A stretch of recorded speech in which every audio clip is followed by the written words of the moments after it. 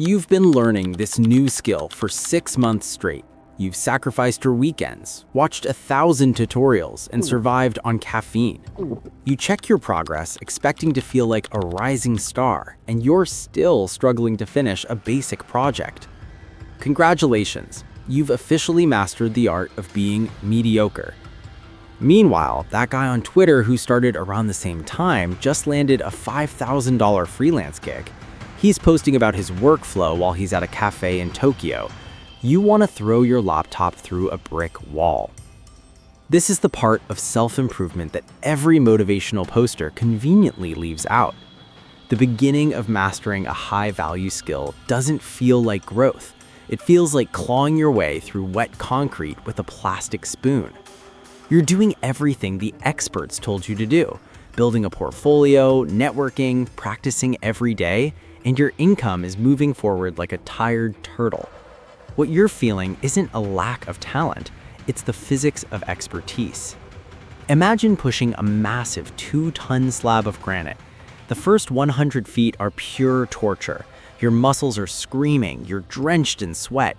You look back after an hour of agonizing effort and you've moved exactly 3 feet. This is the 0 to proficient phase. It's supposed to hurt.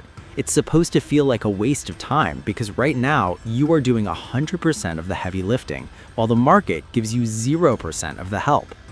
Let's look at the ROI, return on investment, of your early efforts because frankly, it's insulting.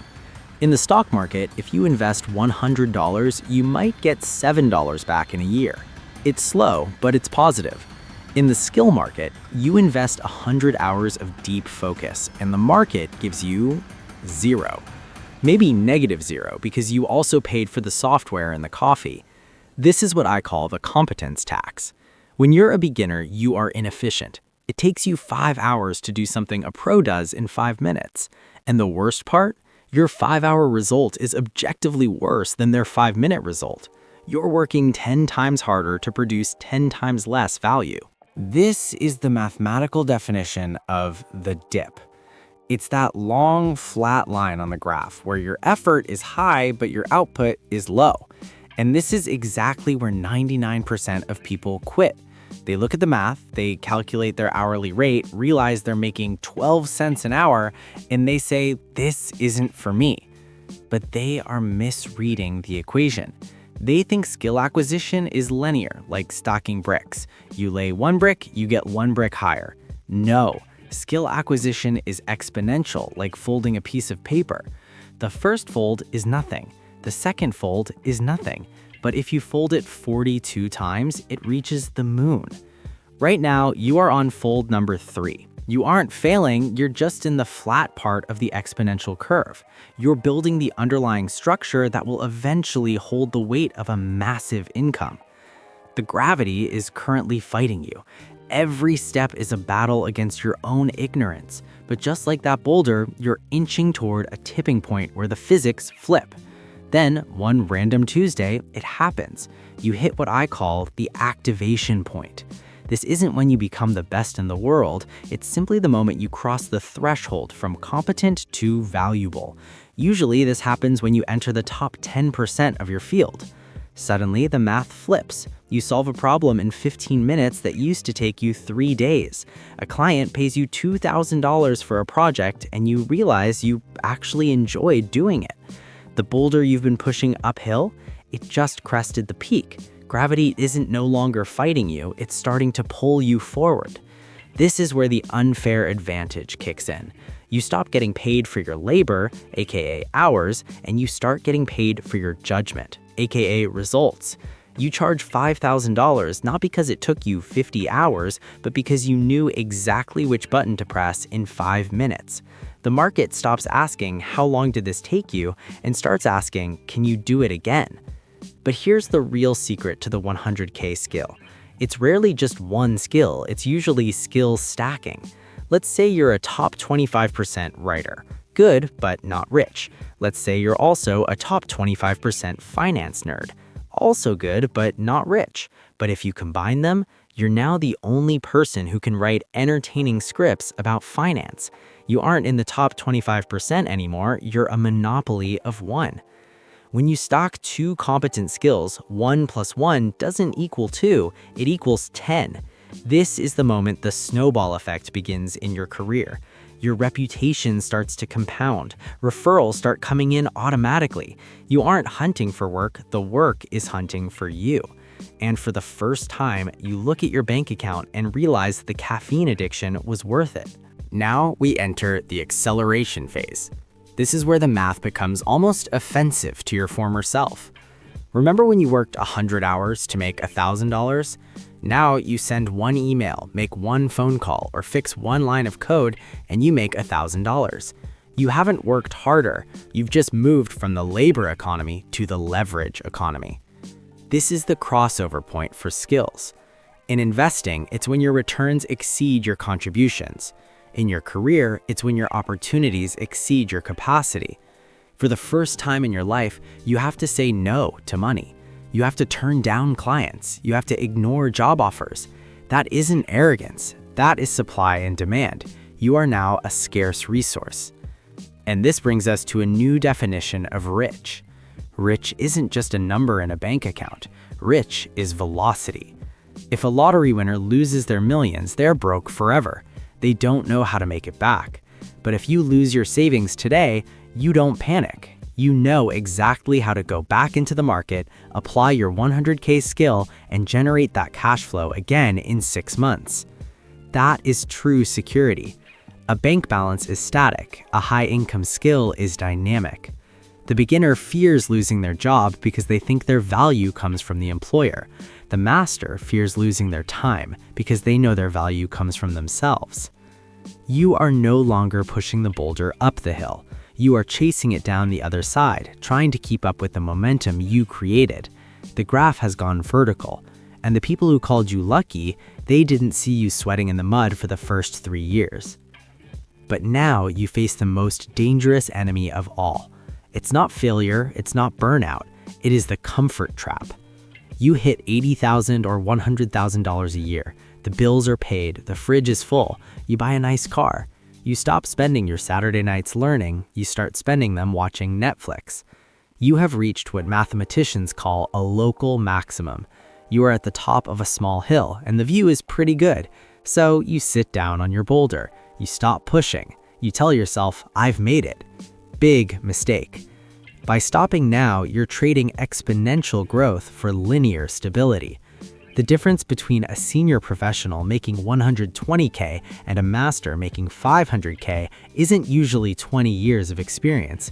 It's often just 2 more years of intense, uncomfortable growth that the senior person refused to do because they were too comfortable. Think of it like building a bridge. You've built 80% of the bridge. You can walk on it. It's sturdy, but it doesn't quite reach the other side where the real treasure is. Most people set up a tent at the 80% mark and live there forever. They did the hard work of learning the basics, but they refused to do the elite work of mastering the nuance. The market is ruthless to people who stand still. In tech, in marketing, in sales, if you aren't climbing, you are sliding. The skills that got you to 100K will not get you to 1 million. To break through the comfort trap, you have to mentally stay broke. You have to reject the feeling of mastery. You have to look at your 6-figure income and say, this is nice, but I'm still a student. Don't sit on the boulder just because it's rolling. Run alongside it. Add another skill. Learn leadership, learn psychology, learn AI. Keep the friction high because friction creates heat, and heat is what fuels the rocket to the next level.